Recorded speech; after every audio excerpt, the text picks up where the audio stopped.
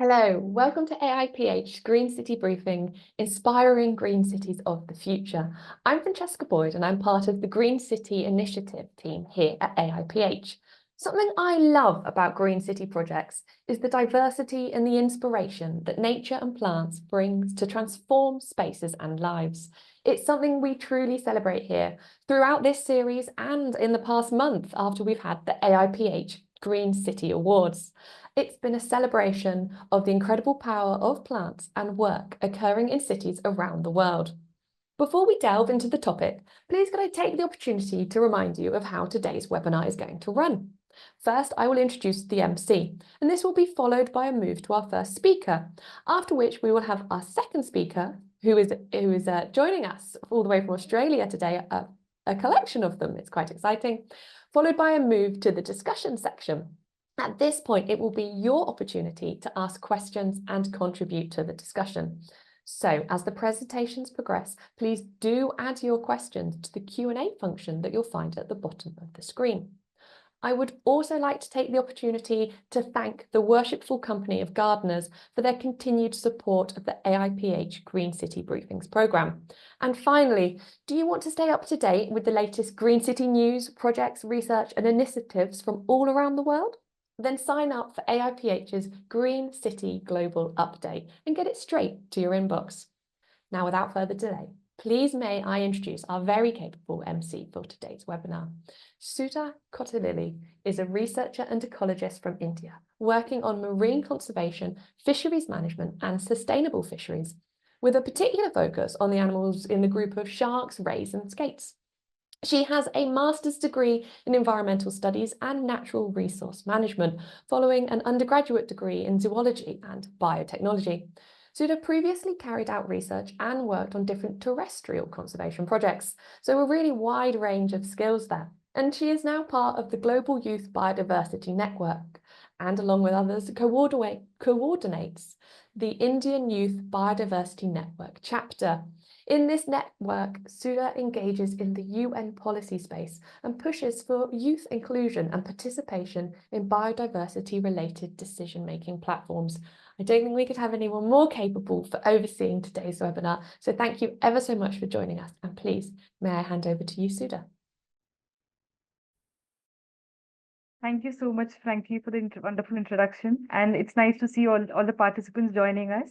And without any further ado, I would like to welcome all of you for joining us for this wonderful, important and inspiring session on how cities and urban spaces can play an important role in connecting children and young people to nature through mindful and intentional planning. In fact, it is not just important for young people, but also equally necessary for people across generations, no matter the age. 55% of 55% of the population today lives in an urban setting. And with this number is projected to increase to 68% by 2050. Studies also highlighting how there's an increasing disconnect between children and nature, with children being more familiar with Pokemon and brand names rather than plants and animals they find in their backyard. This is also risking the issue of something we call a societal extinction, which is basically a loss of collective memory and knowledge of a particular species.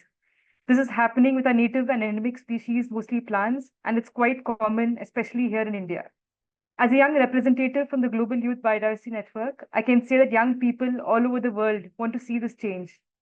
Young nature enthusiasts and educators are trying to build this connection with nature, and with the support of cities and urban settlements, through mindful planning, this can certainly be rated. That is why we had partnered with AIPH earlier this year on starting a youth award that recognizes cities that have done a wonderful job in integrating youth priorities and things that youth consider as being important and critical, not just for themselves, but also for future generations in order to live in harmony with nature. This gives me the right segue into our program today, and we have an amazing lineup of speakers who will talk to us about how innovative urban design is integrating young people and green infrastructure as a response to the challenge of creating future-proof cities. So I now take the opportunity to introduce our first speaker, Birgitta Gatersleben.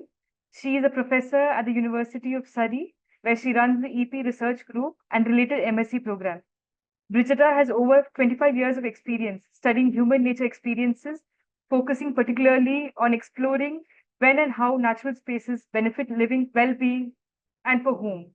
In addition to that, her work explores how we can encourage people to live more sustainably and the role of social science in supporting sustainable well-being of the people and the planet. She would be talking to us about urban nature for well-being of people, and now I hand over the floor to her. Thank you very much. That was a really interesting introduction, and I'm very pleased to hear all your interesting, exciting ideas. Right, so I will talk about, gives you a bit of an overview of this evidence. And I'll talk specifically, I'll give you a general overview of the evidence, and then talk a little bit more about the pathways through which nature and urban nature specifically can benefit the health and well-being of young people. And I'll talk about affordances and a little bit about psychological restoration. So some of the evidence, well, there's a huge amount of evidence and a vast and growing body of this research evidence showing that engagement and exposure to nature benefits a whole range of well-being outcomes.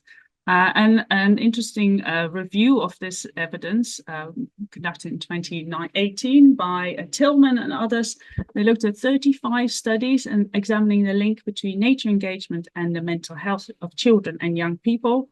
And they concluded that there was significant evidence for a positive link between nature engagement and all the different kinds of mental health outcomes that they looked at.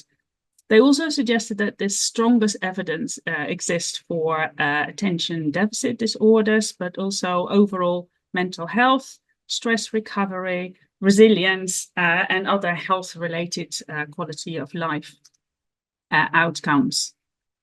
And this is some of the studies that, examples of some of the studies that they looked at. So for instance, Wells and colleagues demonstrated that the cognitive functioning of low-income children was better after those children moved in the same city to a greener area. And in later research, they also demonstrated that children who have nearby nature cope better with stressful life events like being bullied at school and things like that. And they tested exposure or living nearby near nature by just simply asking children what they could see through their window at home. So if they could see more nature, they were more likely to be able to cope with stressful life events. And in a study in the Netherlands, Bouter looked at existing health data and particularly at reported psychotic experiences among young people. And they found that this was linked to where those young people lived, and particularly when they lived in higher urban density areas and lower areas with lower levels of green space, they reported more psychotic experiences.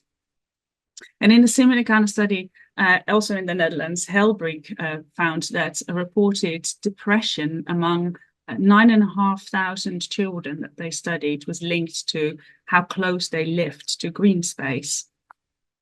So why is this the case? Well, there's obviously a whole range of pathways through which being the presence of nature influences the contacts that people have with nature, and thereby their health and well-being outcomes, as well as also care for nature. So, for instance, it can help reduce harm by reducing pollution levels, by reducing noise, by providing tranquil spaces, for instance, but also through provision of affordances that enable people to engage with physical activities and social contact, as well as restorative features like providing people with a sense of being away or aesthetic beauty, and also connectedness to nature. And I'll say a little bit more about these two here. So affordances are features in the environment that support and enable behaviors that are important for well-being. So, for instance, features in the environment that support physical activity, but there's also research for young children, particularly looking at play affordances and also affordances for social interaction. So there's a lot of evidence, quite a lot of evidence, that nearby nature is linked to great physical activity. And here's some example of two studies that look specifically at young people and children. So Boone and colleagues had conducted a large correlational study and found that the availability of neighborhood parks and the amount of green space that was near people's houses was linked to engagement in more active sports, more cycling, and also more bouts of very high levels of activity. And Daniels showed that they reviewed a lot of studies, and they showed that urban characteristics were linked to obesity among young people. And some of the most consistent evidence that they found was for the availability of green spaces, parks and recreational facilities. So young people who have more green space, parks and recreational facilities nearby are less likely to struggle with obesity. And for small children, there's been a lot of research that looked at play affordances, for instance, looking at forest schools, but also just parks with more natural play opportunities. And natural play spaces tend to have more affordances for imaginative and risky play, which is beneficial for child development. So Fjordtoft, for instance, compared 46 children who were 47-year-olds, and they played either in a traditional nursery playground or a forest playground, and they tracked these children over a 9-month period, and they found that a significantly better improvement in development of motor skills like balance and coordination when the children played in a natural playground, so where they can play with sand and loose bits and things like that. And Rowe and Aspinall compared 18 children in a forest school and in a traditional school with poor and good behavior, and found that there was significantly greater improvement in mood amongst the children in a forest school as compared to those who went to normal school. Now, this is for small children, and for teenagers and adolescents, things are, of course, a bit slightly different. So Riviera looked at adolescents and their preferences for park features in urban parks, and asked them to rate photographs of different park features and asked them what was most important to have in a park. And they referred to things like large swings and sports courts and cafes and grassy open spaces. And the most interesting thing here was that all the swings and sports courts, of course, provide specific affordances, whereas grassy open spaces were useful for all kinds of reasons for these young people to play, to spend time with their friends, etc. And in some of our work, we also found that young people, teenagers particularly, and adolescents very often refer to the importance of social company and being with other people. So we did a study where we interviewed 16 to 19-year-olds and asked them about why they go into nature, what they think about nature, when they go there, and what's beneficial to them. And they often referred to the importance of socializing with friends. So we tested this in an experiment. So we had 120 teenagers, 16 to 19-year-olds, who completed a stressor task. We asked them to do a presentation about themselves to each other, which is very good for stressing out teenagers. And then they rested for 25 minutes, either in a schoolroom or in a garden, like you can see below. And they did this either on their own, with a phone, or with a friend. And the picture on the right, the graph on the right, can clearly demonstrate that we found the most significant improvement for those who were sitting outside with their friend. So being outside was better generally than being inside, but especially when they were with their friends. So this is linked to environmental restoration. And environmental restoration refers to the idea that nature provides opportunities for rest, recovery, self-reflection, self-regulation. And that's because of several features that are in natural environments. Fascinating qualities, providing a sense of being away from everyday demands, and also extend, so allowing your mind to wander. So the idea about theory is that our life is full of demanding features that require us to focus and attend to things and ignore other things. And that directed attention is susceptible to fatigue, so it needs resting. And being exposed to environments, being in environments that have what we call soft, fascinating qualities, draw our involuntary attention and help us to recover our directed attention fatigue more than rest alone would. So self-regulation, or the exertion of control over the self by the self, is very important for attention restoration theory, and it's also extremely important for child development. Children need to learn to regulate their emotions, resist temptations, delay gratification, etc. And Wieland conducted a review of studies that tested how self-regulation is linked to exposure to nature among young people and children, and found that concluded that there was very significant evidence that self-regulation is better when children live in greener neighborhoods and when they have more frequent exposure to nature. And also in experimental studies, compared to control conditions when children are exposed to other kinds of environments, being exposed to natural environments resulted in greater improvements in self-regulation. And this is an example of a nice study looking at a particular group of children that demonstrates how exposure to nature benefits cognitive performance. So these Faber and Kottillil took 7 to 12-year-olds on a walk, either in the city park or to well-kept urban areas. They did each walk 1 week apart, and each walk was an individually guided 20-minute walk. And after each walk, they measured concentration levels with a backward digit span task, which basically tries to ask you to remember a whole string of numbers backwards.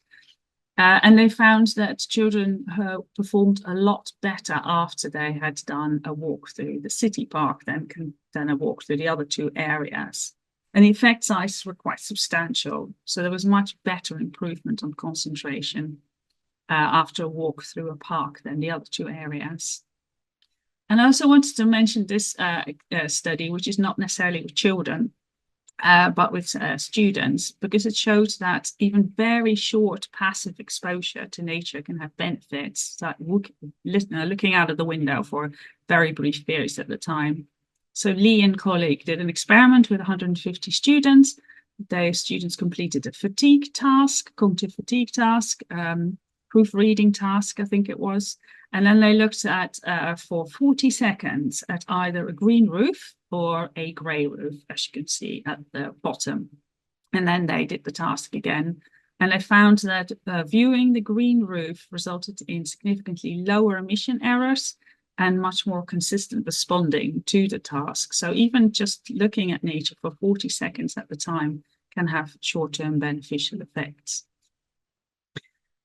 So to summarize and conclude all of this, passive and active short-term and long-term exposure to nature can benefit young people in many different ways. It can improve their health through, for instance, improving air quality, but also their physical activity.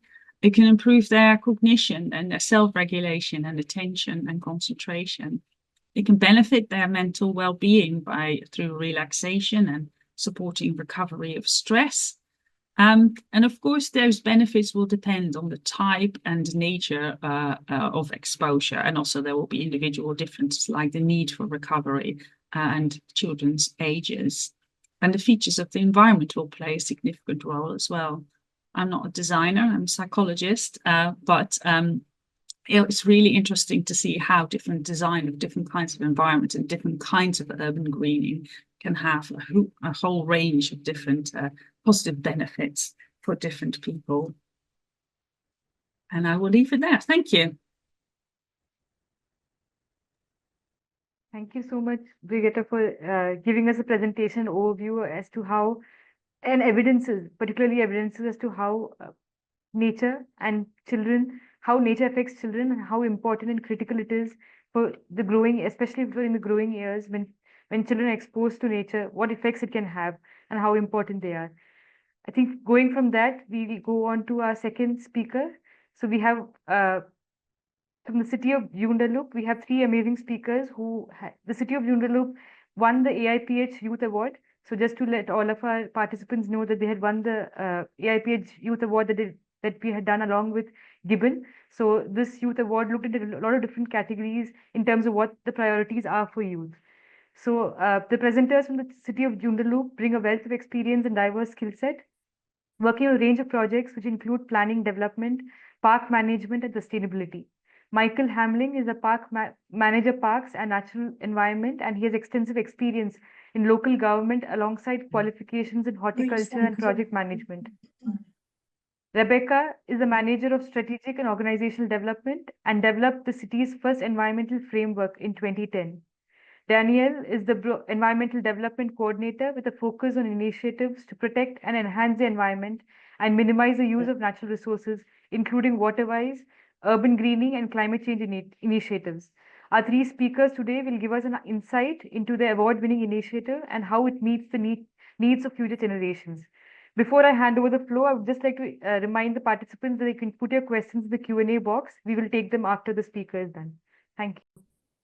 Thank you, terrific, and thank you very much. The city is very proud to be invited to actually talk at this webinar today, and we're going to go through our award-winning presentation that we took to the Green Cities Award. When we were putting our submission together, there were some key elements which we considered, and the first of those was with our strategic initiatives. The city supports youth to be happy, healthy and engaged through the provision of parks, natural areas, infrastructure and youth programs. The city invited the young people to have a say in the city's 10-year strategic community plan through a mayoral youth workshop where all of the primary schools in the city sent 2 representatives. Through a consultation process, young people told the city that plants, trees and the environment are important to them and need to be protected. The city's vision is to have a strong focus on sustainability, livability, active lifestyles and friendly social interactions. The city also aims to be environmentally aware and socially responsible by creating healthy environments with protected bushland and accessible parks and green spaces. The city also has a strategic community reference group of 15 community members, which includes 3 young people, as well as the mayor and several other elected members. The strategic community reference group meets up to 3 times per year and provides input into council on matters of significant community interest and strategic initiatives. One of the city's monthly council meetings, local secondary schools are invited to participate by sending year 11 and 12 student representatives to attend the meeting and are invited to ask questions of elected members and staff and witness the workings of council.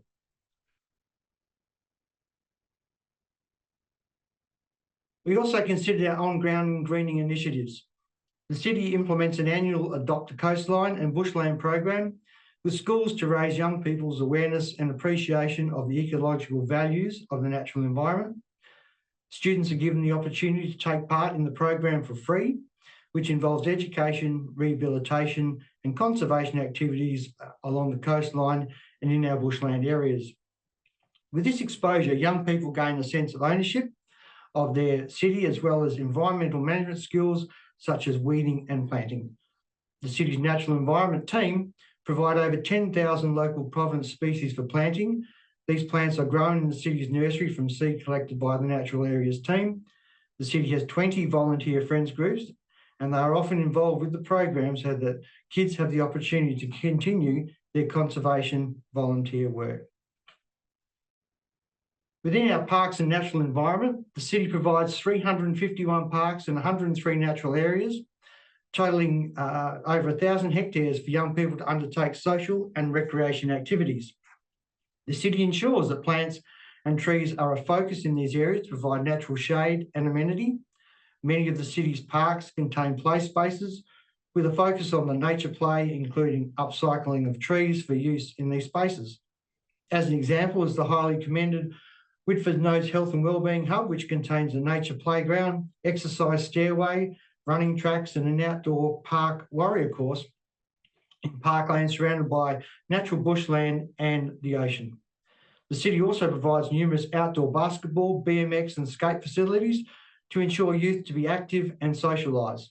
The city is currently building a regional recreation facility which will include a signature skate park, pump and jump track, a multi-purpose court, sensory play space, barbecues and a roller disco area specifically designed to engage with female youth. Project-specific consultation was undertaken with residents and young people via drop-in sessions, community group meetings, stakeholder engagement and online interactions and surveys. The services we also provide for our youth, the city has developed and implements an outdoor youth recreation strategy to inform the future provision of facilities for outdoor youth recreation.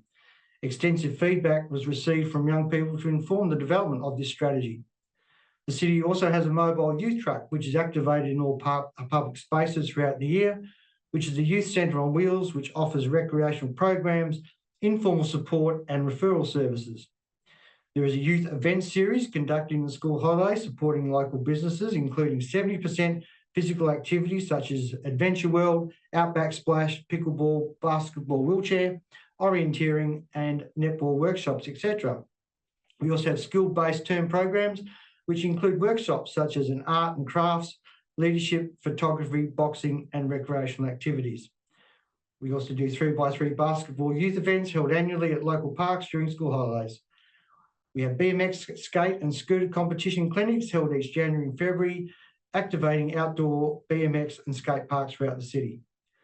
We also have an Anchors Youth Centre, which activates activities activated at a local park on Friday nights with a drop-in space and programming.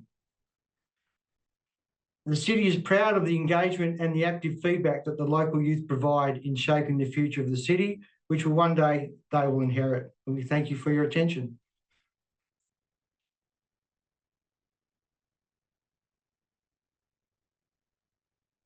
Thank you so much, Michael, for giving us an overview of the initiatives that the city of Joondalup is undertaking. And I feel like the important points that you mentioned about integrating youth into the strategic planning is a key element that stood out when we were discussing within Gibbon on how they see best youth being involved within cities and accessing these nature and green spaces.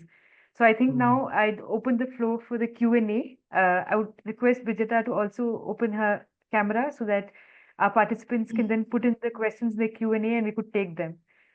I see that we already have a question that has come in, but before that I would request all our participants who have joined us in to add in your questions, and if you see there is a question that you resonate with, you can also upvote them and we'll make sure to answer those questions.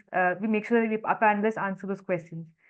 So before I ask my question, I think I'll take the question of the participant. I'll read it out. So Sarah asks, how does smartphone affect the environment versus using smartphones to support learning in nature? Those with elevated baseline screen time or green time significantly reduce device use in nature, indicating that parts of the biosphere may provide a reprieve from the cyberspace for highly connected youth. And I think this might be more of a question for Birgitta to answer. So it's a very good question. And as obviously a lot of people have been doing research on trying to disconnect people from their phones in order to get them to engage more with nature.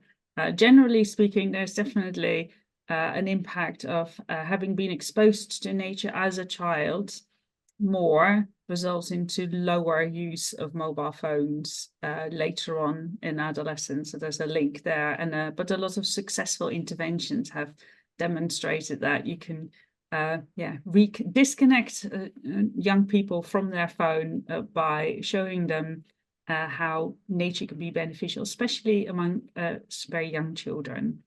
And some people, of course, use mobile phones in order to do so, as long as that's then followed up with actual engagement with the real environment and getting dirty and taking the phone away, that can have beneficial effects. I hope that answered the question. Yeah, thank you so much. So there's one more question that's come in, so I will take that as well. So there's a question from an anonymous attendee. They ask, how do you work with limited budgets to deliver the results we have seen presented today? So I think both our panelists can answer that. Michael, would you like to take this question first, and then we can go on to Birgitta? Thank you for the question. As a local government, we do have a limited amount of budget each year. We do strongly rely on grant funding to help supplement the programs and projects that we deliver. So lots of the examples that Michael gave in his presentation, the city's been fortunate enough to receive grant funding from either our state government or our federal government to assist in delivering those projects. We do rely on that quite heavily. It would be difficult for us to be able to deliver those projects on an ongoing basis without that ongoing support from our other tiers of government. Yeah.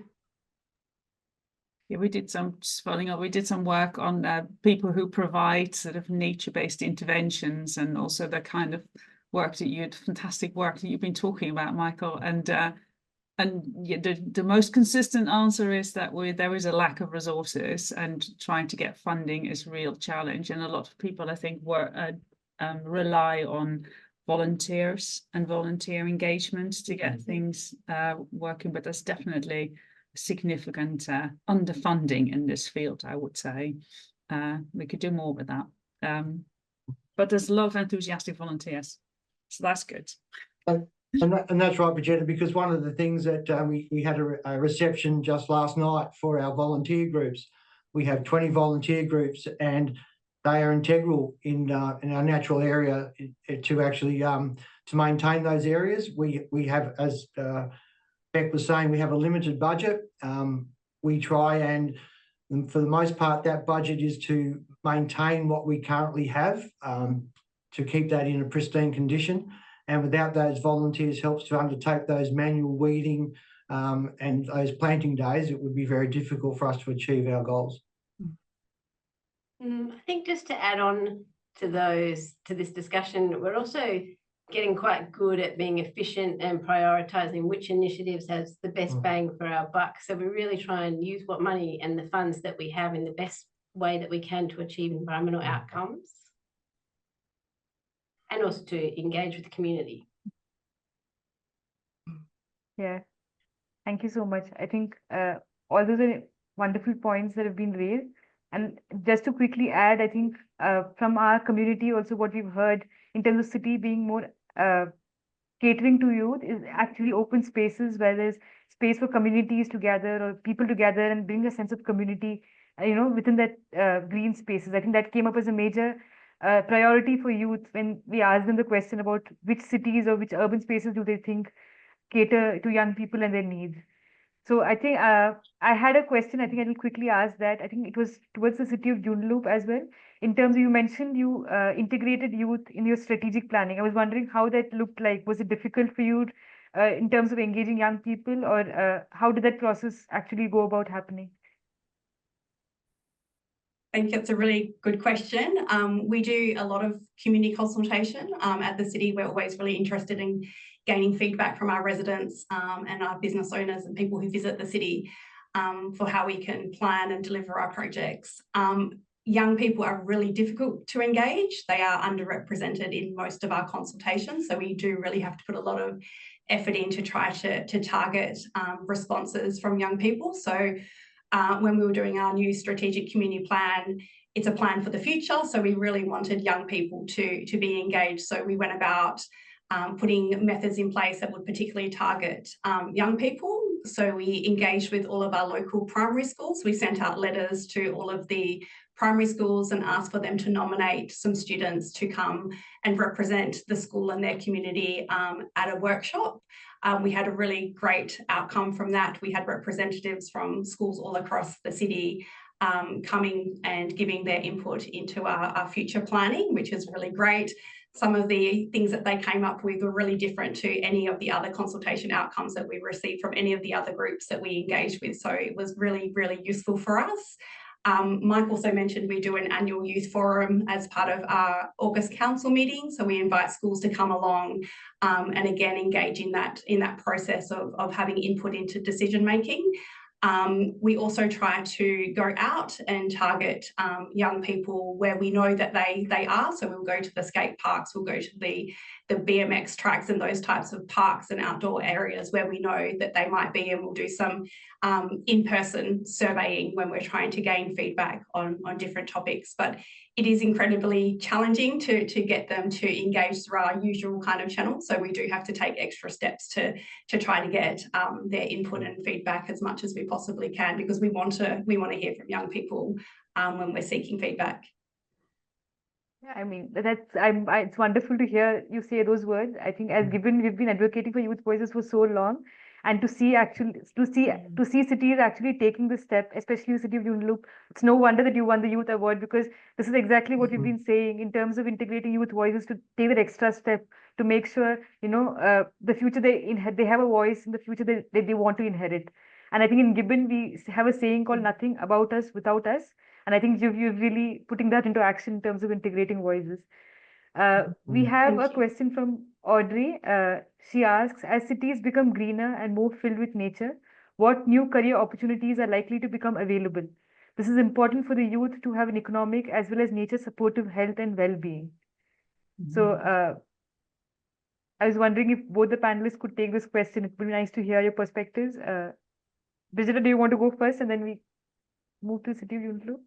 Yeah, I think it's an excellent question. And from my perspective, because there's a more and more interest in the well-being benefits of nature engagement. And I've definitely seen over the years an increased interest in job prospects in that area as well. So we did some work recently on green interventions for mental health and health and well-being. And in some countries across the world, that is now becoming part of official, well-being and healthcare. So that obviously provides job opportunities, but also, I guess, for a sustainability perspective, we know that we need to put more urban greening in built environments for a whole range of reasons, not just health and well-being reasons, but also sustainability, biodiversity, cooling cities. So I think that will result in an increase in green jobs in that area, and it's happening, probably not as fast as it should, but yeah. Yeah. And I can add to that through the city's strategic environmental initiatives through Beck and Danielle's teams. The outflow from that is that we need to, on the ground, do those operating things to actually achieve those aims, those strategic aims.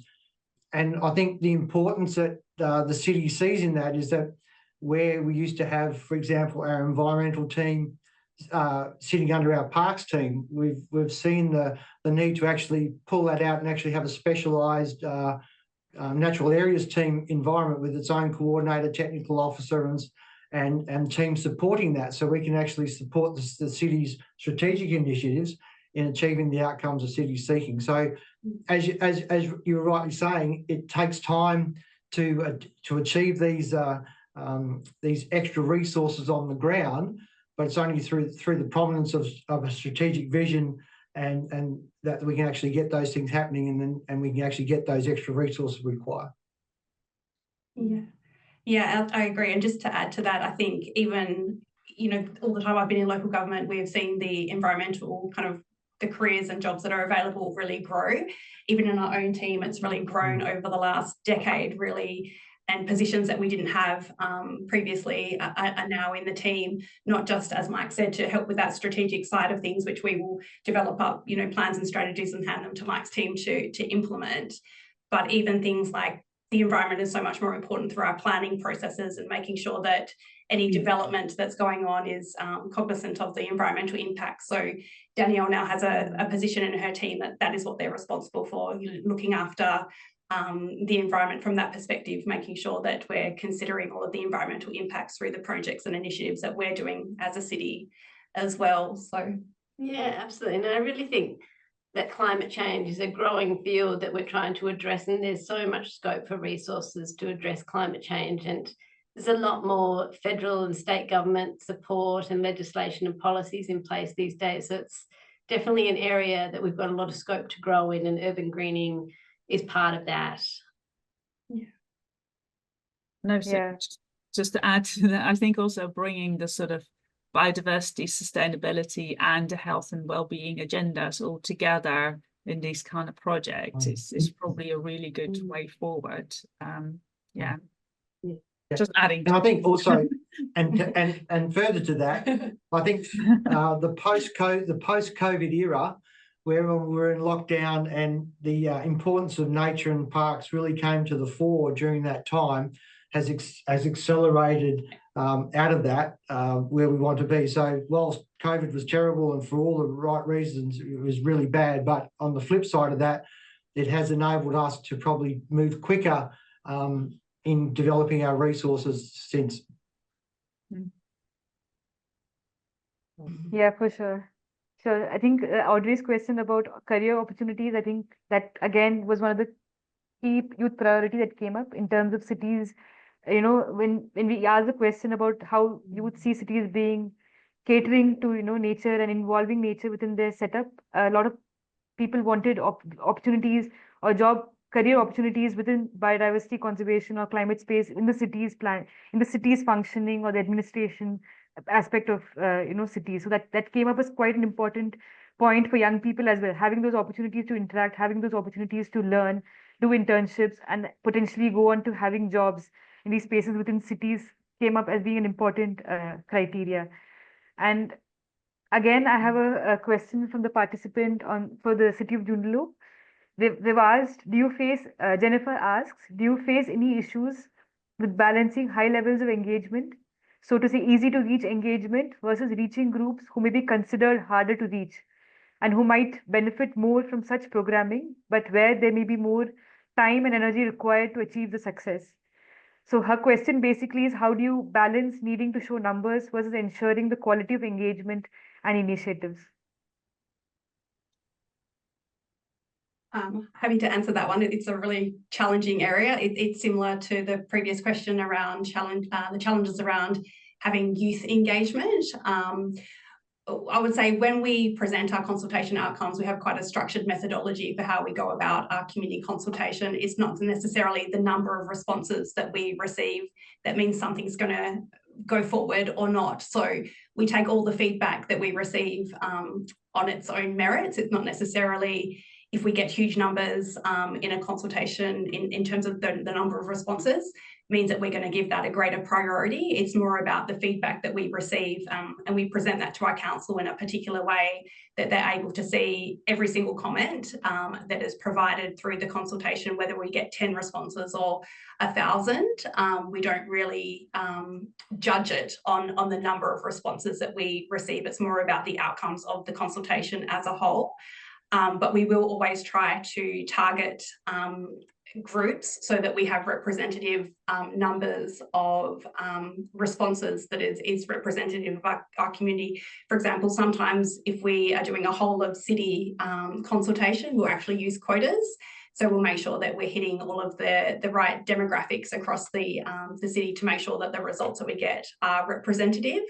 But when it comes to specific projects that we might be looking at, if Mike's doing a project that's upgrading a particular park, for example, we would be targeting the residents around that area, as well as inviting anybody else from the city to put their feedback in. So it's more of a targeted approach, but then we provide an open opportunity for anybody in the city to respond as well. So we do try to use the best methodology for each consultation that we're putting out. So it's always different how we approach it so that we can try to get the best outcome for the project.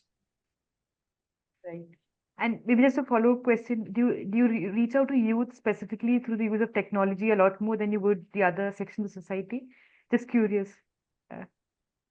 Yeah, it's a really good question. We are definitely moving towards more technology in terms of trying to target, so using QR codes, targeting particularly through our youth team. Mike mentioned that we have a youth services team. They have youth drop-in centres. We have a youth truck that goes out to parks, so we will use the youth team to engage with young people and try to get them to engage in whatever consultation that we're doing at the time. But yeah, definitely technology is something that we're looking at using more and more to definitely get people to engage in those processes, particularly young people. Thank you so much. I would request our participants to have a couple of more minutes, so feel free to add in your questions and we will take them for our panelists. The next question, I think, Birgitta, it's mostly for you. So the Ambra asks, how do you measure the benefits of NBS on children? I think that's quite interesting. Sorry, I missed a bit. How do you measure the benefits of NBS, nature-based solutions, on children? Well, there's obviously a whole range of sort of outcomes that we tend to use. So in all the studies that are presented, I think a lot of them use very different kinds of measures and different kind of methods to to test the impact. There's a lot of research that looks at experimental randomized controlled trials that look at, you know, the difference between engagement with different interventions versus others, and how they benefit the well-being of young people. Nature-based solutions is quite a broad range of different things. So I guess it's about compiling a lot of different research together. And as I said, there is already a huge amount of research. So building on some of the reviews that have been done on that research is probably a really good one. But it's a really complicated question, and there are so many different kinds of measures depending on the outcomes that you're interested in. And there's a lot of research that has been done on getting these good measures and good methods in place to do that. So that probably a very unsatisfactory answer, but I'm happy to talk more in detail to whoever's interested, but not for now. Yeah, no, it is quite a complicated in terms of you can go into a lot of different tangents trying to answer that question. But thank you for giving us that overview and that your responses. But I think, Birgitta, to build upon it, I was also wondering, as you mentioned rightly, that different spaces have different effects on young people and any person for that matter. I was just wondering, have there been studies that looks at, say a green space with just a lawn versus a space that is rich in biodiversity, in terms of that having an effect on children and how they engage, even possibly the accessibility to national parks or wildlife sanctuaries, or even the coastal oceans and seas? Are there quite a significant difference in terms of accessibility to these various ecosystems and man-made, so to say, man-made green spaces? Yeah, there's been almost any kind of natural space that you can imagine has been studied, probably.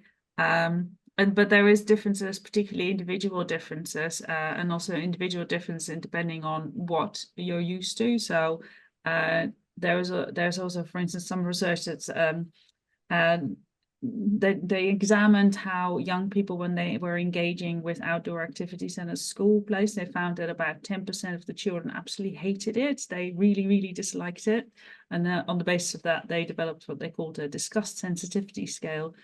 And it's for children and young people who are clearly just not used to being exposed to nature and more biodiverse nature.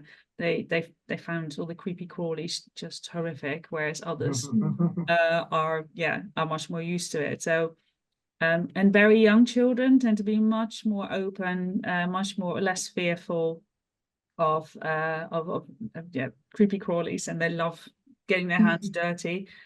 So encouraging that is, I think, really, really important for child development. But when they get a bit older, it does become different. And when natural environments are too dense, that can be quite threatening. So obviously there are also issues around safety and feeling comfortable and safe in natural spaces. But again, that's individually different. Some people respond really positively to really scary and fearful and slightly dangerous events in nature, whereas others do not. But there is probably sort of a bit of an optimum. On average, it's a bit of an optimum in terms of how much nature the average person prefers. Yeah, thank you so much. I think we have around 4 or 5 minutes left. So if there are more questions, feel free. But meanwhile, I had one more question, I think, to both our panelists. In terms of my question was more about what simple action can support, involving young adults in green space use or design. So what simple actions do you think would encourage young people to use and be part of the designing process a lot more than they're right now? And in some cases, not at all. So yeah. Sudha, do you want to go first? It's a tricky one. Again, it's very difficult to get young people to engage. They're busy, they're out having fun and living their best life. So we have found the best way to get young people to be part of that is to get them involved at the very beginning of a project. So a project that Mike's team is delivering is a bike trails project. And young people have been involved since day one. It was actually their idea. They advocated to have this project, and we got them in a room together to actually workshop how we might actually go about building and designing a facility or a range of facilities that would suit their needs. So Mike could probably add to that, but I think getting them involved at the very beginning so they feel like they have ownership over the project is really important. Yeah, and it's very interesting because the project did change and how we were going to deliver it. I remember having a discussion with my director when it first came to the fore, and we were talking about what it might look like, and we were talking about connecting trails and the size of the specific, like the size of the facilities in different locations. And what we have now is something quite different to that after the engagement with the youth, because they were quite vocal on what they would see as what they would use. And so we had, instead of, we were probably going to have the same type of facility to everyone, just a little bit different. Now we've got facilities which will cater specifically for mountain bikes or specifically for jump and pump track and so forth, and ranging in different sizes and skill levels and different connectors joining these together. So the outcome has been quite different from where we started. The result is still really, really good for us, and we've brought the youth along, so we know that once we develop that, they'll be engaged, and we should have a lot of use. And with a lot of use and activity, then there is no antisocial behaviour, or never, it's none. There's less antisocial behaviour and less vandalism and those type of outcomes. Birgitta, do you want to add? Yeah, I think it's probably depends very much on the age of the children also what is the most effective. I think it's for very young children, you just open the door and let them, get their hands dirty, and they'll happily play in the woods, and encouraging them to do that it's not that difficult. But it's when you get to teenagers and young people, it gets much more difficult. Social, like some of our research was showing, the social environment plays a huge role.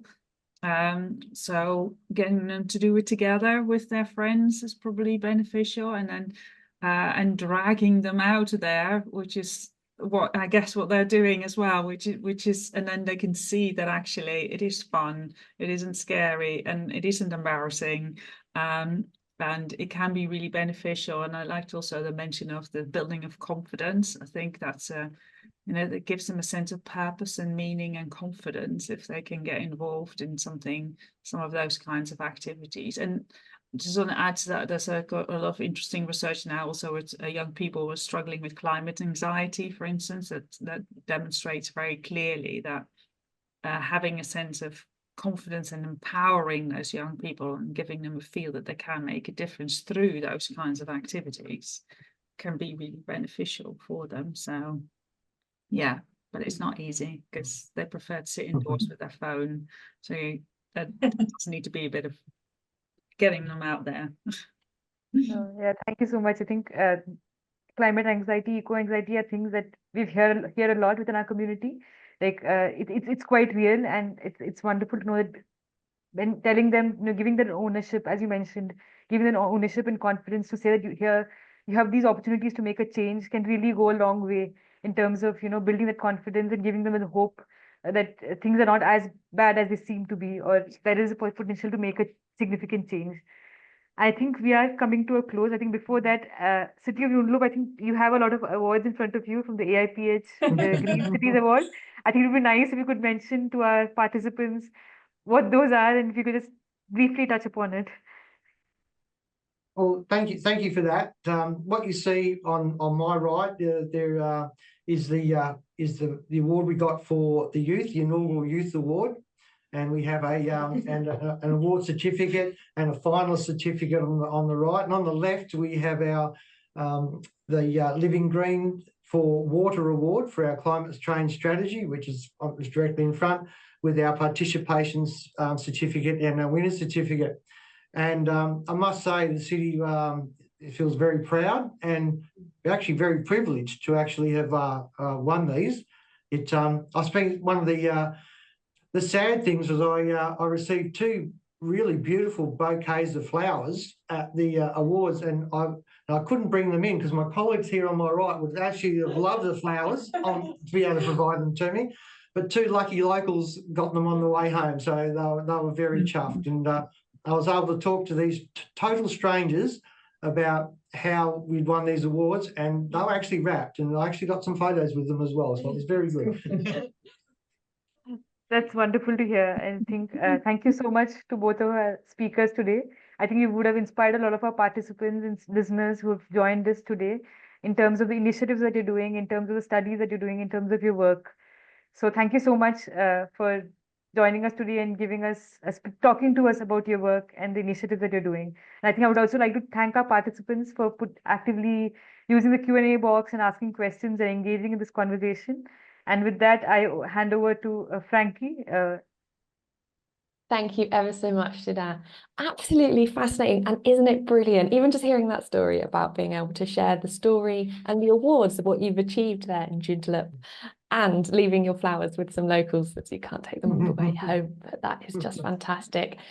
Thank you so much, everybody who's been listening, for joining us today for this AIPH Green City Briefing. I'd like to thank our speakers once again for those very interesting presentations. I'm sure we've all got something to take away from this. And if you do have something particular that you'd like to reflect upon, then do tag us in those thoughts on LinkedIn and across social media. Now to next month, we're going to be exploring growing trees for a climate change resilient city. So if you haven't already signed up for that one, do so now. I hope you enjoyed today's webinar. I look forward to seeing you next time. And if you'd like to catch up on any of the previous series, then you'll find all of the recordings on the AIPH YouTube channel. Finally, I'd like to once again thank our sponsor of the briefing series, the Worshipful Company of Gardeners. Until next time, to all of those all around the world and in so many different time zones, thank you very much and goodbye from me and the AIPH Green City team.